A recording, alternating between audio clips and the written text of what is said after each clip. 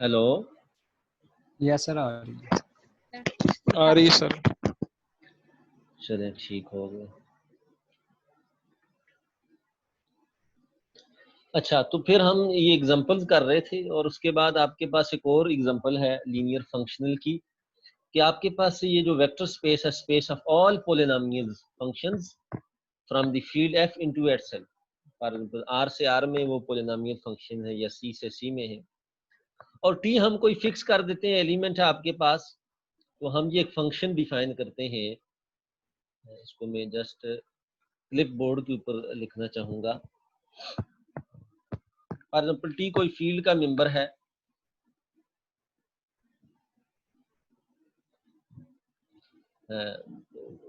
P आपके पास में, इसको जस्ट एफ ऑफ एक्स से, क्योंकि जनरल नोटेशन ओवरऑल बुक्स में ये होती है स्पेस ऑफ ऑल पॉलिनोमियल्स की, एफ ऑफ एक्स के जिसके अंदर तमाम पॉलिनोमियल्स होते हैं पी, और इसमें ये कोई फिक्स डिग्री नहीं होती, जनरल जो है वो space of polynomials, P polynomials, P जो है वो आपके पास पॉलिनोमियल है और इनके कोएफिशिएंट्स जो हैं इस फील्ड एफ से लिए जाते हैं। फॉर एग्जांपल इसके अंदर तमाम डिग्री के पॉलिनोमियल होते हैं, कोई फिक्स डिग्री नहीं है, पी पॉलिनोमियल। तो इस टी हम लेट कर देते हैं। फॉर एग्जांपल में फील्ड आप आर ले रहे हैं, अपना फील्ड आप आर ले रहे हैं, तो आर जब लेंगे तो इसके अंदर कौन से पॉलिनोमियल होंगे? रियल पॉलिनोमियल्स, कोएफिशिएंट्स उनके रियल नंबर्स होंगे। तो इसमें से मैं एक एलिमेंट ले जाता हूँ, फिक्स कर देता हूँ, फॉर एग्जांपल टी कोई रियल नंबर है, तो इस स्पेस के ऊपर जो है वो एक मैं फंक्शन डिफाइन करता हूँ जो आर ऑफ एक्स से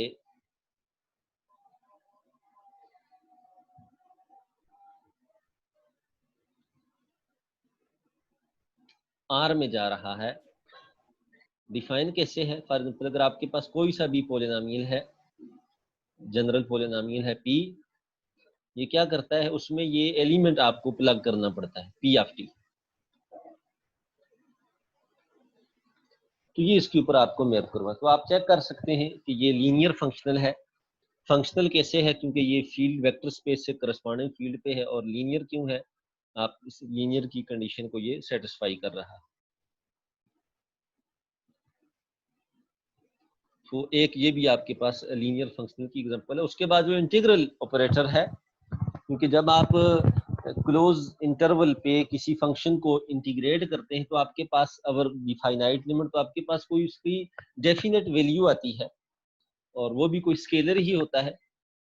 तो हम लेट करते हैं ए बी कोई क्लोज इंटरवल है और रियल लाइन के ऊपर, और सी ऑफ ए बी जो है space of all continue real valued functions हैं, और ये भी आप जानते हैं कि ये वेक्टर स्पेस है। तो फिर हम ये एक फंक्शन जो है सी ऑफ ए बी से आर के ऊपर हम डिफाइन करते हैं, जो इन टर्म्स ऑफ इंटीग्रल लिखा गया है a to b g of t d T.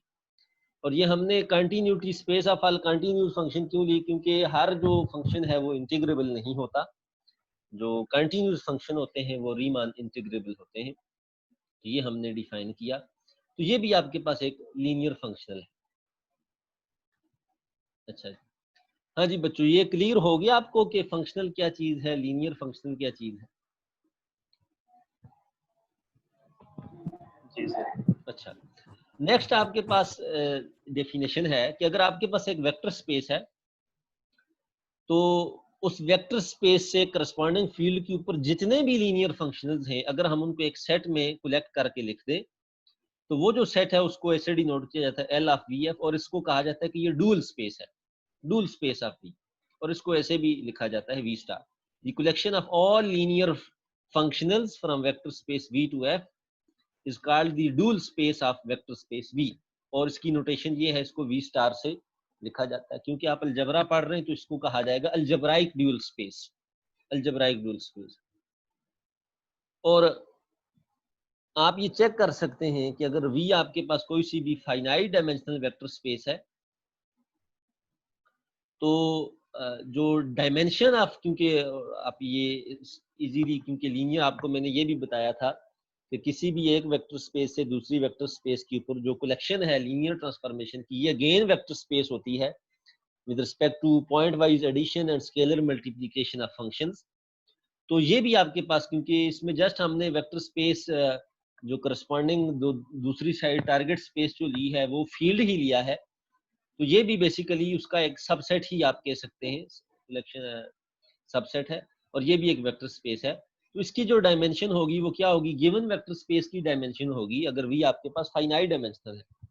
उसकी वजह क्या है, उसकी वजह ये है कि आपको मैंने बताया था, एक एग्जांपल भी मैंने करवाई थी प्रीवियस चैप्टर्स में, कि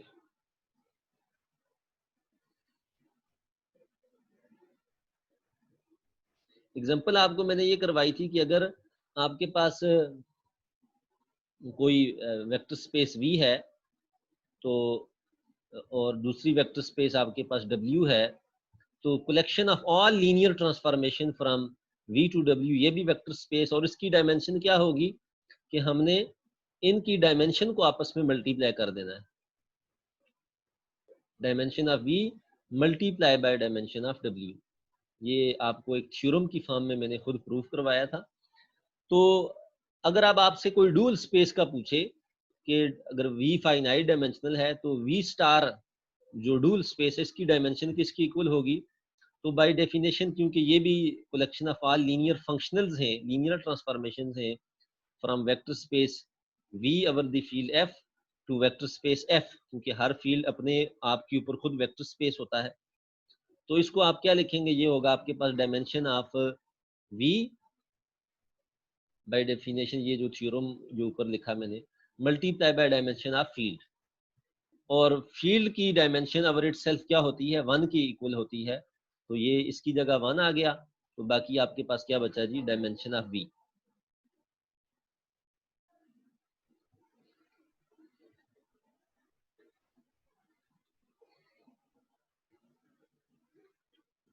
ठीक है बच्चों।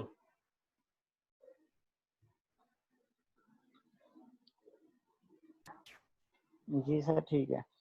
तो आगे वो कह रहा है कि अगर आपके पास ऑर्डर्ड बेसिस हैं या सिंपल बेसिस हैं किसी वेक्टर स्पेस V की, तो अभी जो हमने अभी प्रीवियस एक रिजल्ट पढ़ा कि हमारे पास एक यूनिक लीनियर फंक्शनल एग्जिस्ट करता है Fi, जो है वो such that Fi of alpha j delta ij, और डेल्टा ij क्या है, ये क्रोनिकल डेल्टा है, ये जब I और j आपस में इक्वल होंगे तो ये 1 देगा, और जब ये इक्वल नहीं होंगे तो ये 0 आएगा।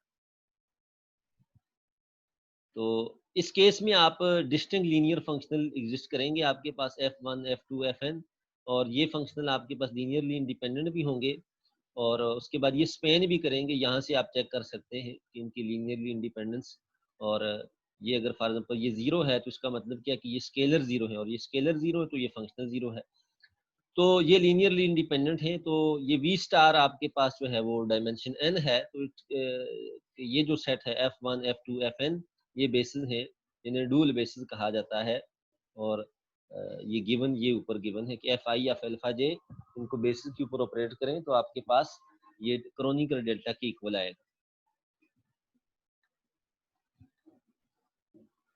अच्छा जी, ये नेक्स्ट इसको इसी ने थ्योरम की फॉर्म में लिखा हुआ, ये आपने खुद देख लेना है, ये बहुत ही एलिमेंट्री थ्योरम है फंक्शनल से रिलेटेड।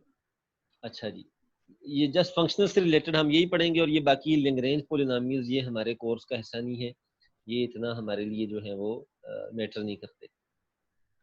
तो हम ये डेफिनेशन पढ़ना चाहेंगे कि if V is the vector space over the field F and S is the subset of vector space V, then the annihilator of S, annihilator क्या चीज है, annihilator S आपके पास सबसेट है वेक्टर स्पेस V का, तो annihilator S का क्या होगा, इज द सेट S0, जिसको डिनोट करेंगे S0 से, और इसके अंदर क्या होगा, वो तमाम लीनियर फंक्शनल्स होंगे वेक्टर स्पेस V के ऊपर जो डिफाइन है, सच दैट कि अगर S के हर वेक्टर को उन फंक्शनल्स में ऑपरेट किया जाए तो वो आपके पास 0 के ऊपर में।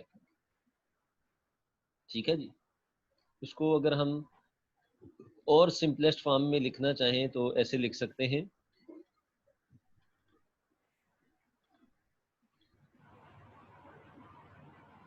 कि एनहिलेटर क्या चीज है। अच्छा,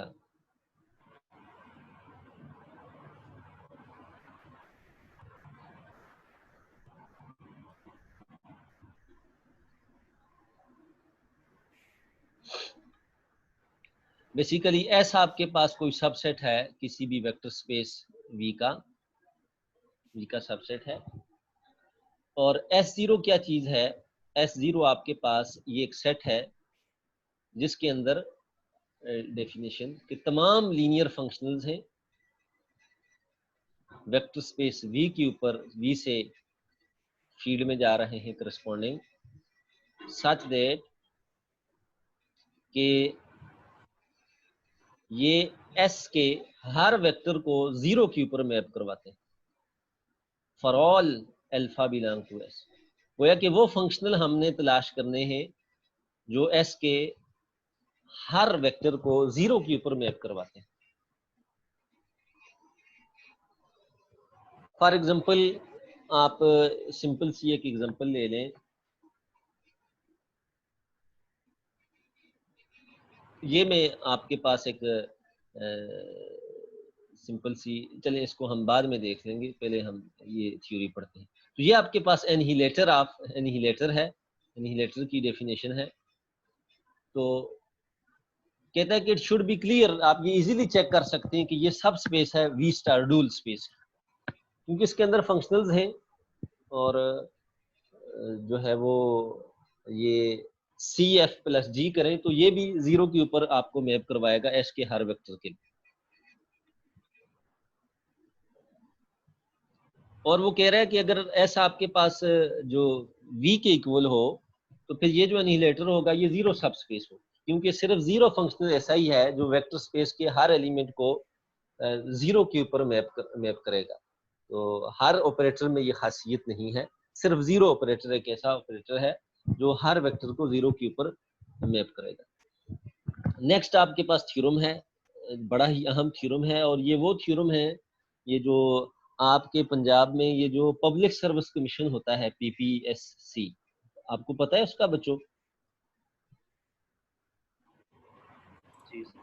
ये जो PPSC होता है या FPSC होता है कुछ, तो पंजाब पब्लिक सर्विस कमीशन और हाँ फेडरल पब्लिक सर्विस कमीशन, बिल्कुल हाँ, ये Punjab service commission, public service commission और फेडरल पब्लिक सर्विस कमीशन, इसमें जो रिजल्ट्स पूछे जाते हैं वो इस टाइप के। ये गालिबन ये जो थ्योरम है ये किसी बच्चे ने मुझे दिखाया था उस PPSC का पेपर, उसमें ये थ्योरम आया हुआ था। तो गालिबन इसका प्रूफ आया हुआ था, ये MCQs में उन्होंने पूछा हुआ था कि थ्योरम क्या है। Let V be a finite dimensional vector space over the field F of scalars and W be a subspace of V। W आपके पास सब स्पेस है वेक्टर स्पेस V की, तो फिर क्या होगा कि dimension of that subspace W plus dimension of annihilator of W is equal to dimension of vector space. कि एनहिलेटर की डायमेंशन और उस सब स्पेस की डायमेंशन जो है वो वेक्टर स्पेस की डायमेंशन के इक्वल होगा, उनका सम।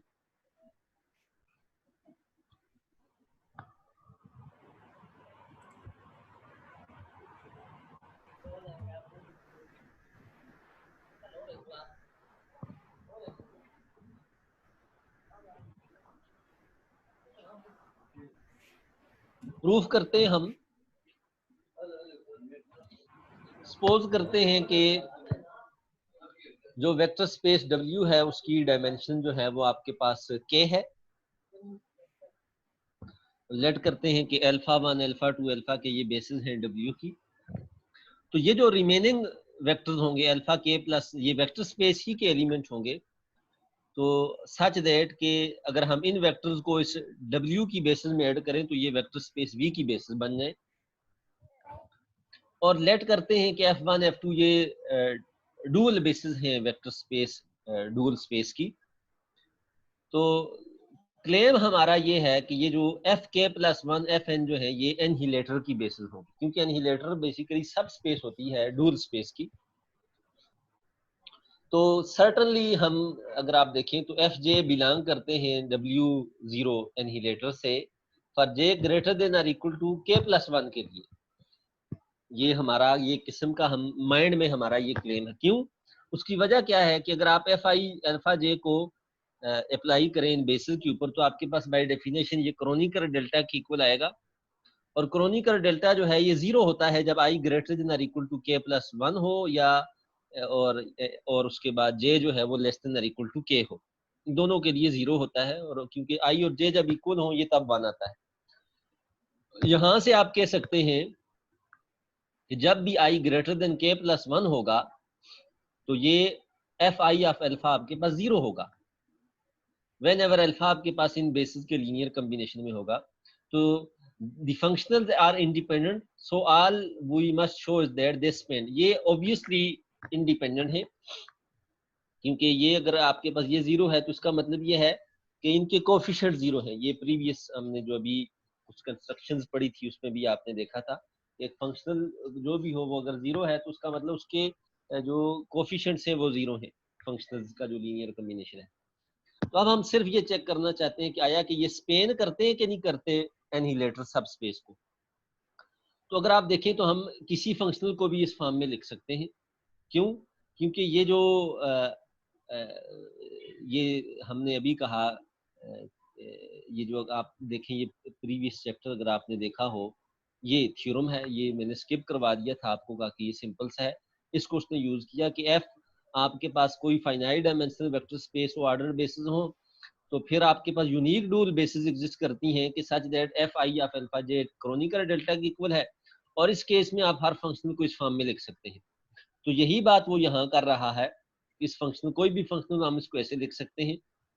और इफ अगर f जो है वो w स्टार w0 एनहिलेटर का मेंबर है तो फिर आपके पास ये क्या होगा, अल्फा i को 0 के ऊपर मैप करेगा, क्योंकि बाय डेफिनेशन उसमें वही फंक्शनल होते हैं जो w के हर मेंबर को 0 पे मैप करवाते हैं i less than or equal to k के लिए।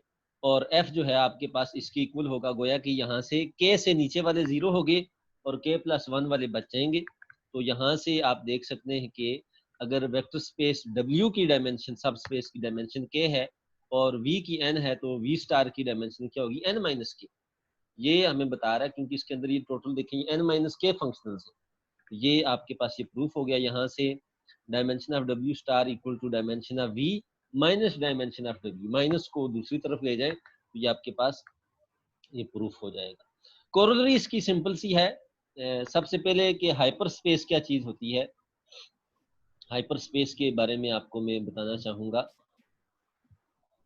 इन अ वेक्टर स्पेस, ये ऊपर definition, in a vector space of dimension n, अगर आपके पास कोई वेक्टर स्पेस है n dimensional, a subspace of dimension n minus 1 is called a hyper space. उससे एक कम डायमेंशनल की जो सब स्पेस होगी उसे हम कहेंगे कि ये क्या है, hyper space. For example R3 जो है वो 3 डायमेंशनल R सब वेक्टर स्पेस है, तो इसकी जो 2 डायमेंशनल सब स्पेस होगी वो हाइपर स्पेस होगी। फॉर एग्जांपल R3 में आपको पता है कि 2 डायमेंशनल सब स्पेस प्लेन होता है, कोई प्लेन आप ले लें, एक्स वाई प्लेन ले लें, एक्स जी प्लेन ले लें, कोई सा भी प्लेन ले लें तो वो हाइपर स्पेस है। कोरोलरी क्या कहती है कि W is a k dimensional subspace of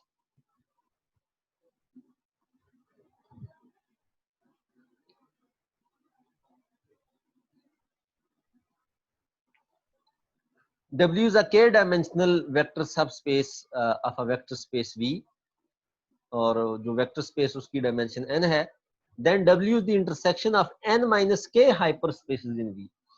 तो फिर W आपके पास क्या होगी, जो n minus k hyperspaces V की एग्जिस्ट करती हैं उन सब का इंटरसेक्शन लें तो वो आपके पास W आए। तो ये प्रूफ कहाँ से आएगा जी, ये अभी हमने थ्योरम जो प्रूफ किया कि the notation of W is exactly set of vectors alpha such that fi of alpha जो है आपके पास 0 है k प्लस 1 से लेके n तक के वेक्टर्स के लिए। इस केस में आप k को लिख सकते हैं n minus 1, W is the null space of है। तो ये सिंपल सा प्रूफ है इसका। नेक्स्ट कोडरी आपने खुद देख लेनी है क्या है। मैं अब आपको कुछ एक्सरसाइजेस देना चाहता हूँ और फिर जो है वो हम ये बाकी चीजें इंशाल्लाह हम अपकमिंग लेक्चर में पढ़ेंगे। तो आपकी प्रेजेंटेशन जो है वो स्टार्ट लेते हैं। अच्छा जी, एक्सरसाइजेज में से क्वेश्चन नंबर 1 और क्वेश्चन नंबर 2 आपने देखना है सिर्फ, और उसके बाद जो है वो क्वेश्चन नंबर 4, क्वेश्चन नंबर 4 भी और क्वेश्चन नंबर 3, जस्ट 4 क्वेश्चन आपने पहले ट्राई करने हैं। तो बाकी चीजें इंशाल्लाह हम अपकमिंग लेक्चर्स में पढ़ेंगे। ठीक है बच्चों? Okay sir.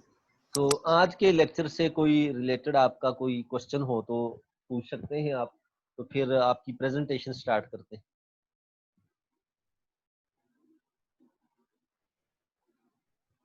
कोई क्वेश्चन नहीं है? चलें ठीक है। सर इस एक्सरसाइज से कितने क्वेश्चंस करके आने हैं? जस्ट 4। यस सर, ठीक है।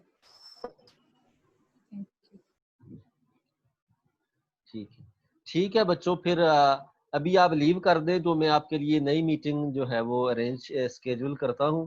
आप दोबारा लॉग इन करें और रोल नंबर, ये जिन बच्चों के मैं नाम बोल रहा हूं, roll number 1 Arif Ali, roll number 2 Arsalan Azeem, roll number 3 Fatima Naseem, और उसके बाद रोल नंबर 4 हारून और रोल नंबर 5 मोहम्मद रिजवान। इनके जो टॉपिक्स हैं इनमें से एक बंदा कोई प्रेजेंट करेगा और क्वेश्चन जो है वो मैं सबसे करूंगा। और जस्ट 12 मिनट्स आपने लेने हैं, 12 मिनट से ऊपर कोई बच्चा नहीं लेगा। 12 मिनट्स के अंदर अंदर अपने टॉपिक को आपने एक्सप्लेन करना है और फौरन से आप सारे ही लॉग इन कर लें ताकि आपको कुछ आइडिया हो जाए, क्योंकि आज का टाइम जो है वो फिक्स किया था। मैंने तो पहले थर्सडे कहा था, लेकिन आपने जो है वो थर्सडे भी नहीं माना, वेडनेसडे भी आपकी मसरूफ थे आप, तो आज का ही दिन है मेरे पास भी, और आज ये सब की ये प्रेजेंटेशन कवर करनी है। इससे ऊपर और कोई एक्सक्यूज काबिल कबूल नहीं हो। ठीक है बच्चों, तो आप जल्दी से लॉग इन करें, ये मीटिंग में कैंसिल कर देता हूँ। Okay sir. Sir,